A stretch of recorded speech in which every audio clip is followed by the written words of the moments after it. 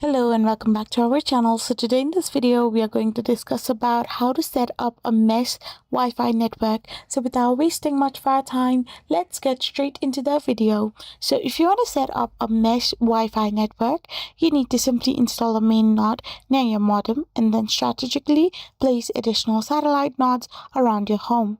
So the entire process is managed through a mobile app that guides you through placement, connection, and configuration. So before you begin, choose a system and download the app. Now you need to prepare your existing network and place the primary node.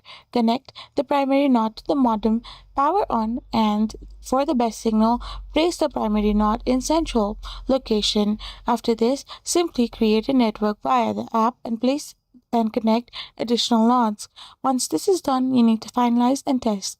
App complete setup, you need to connect devices, test the coverage, and optimize if you have still dead zones. So this is how you can simply do it. I hope you found this video helpful. So don't forget to hit that subscribe button and to give us a thumbs up.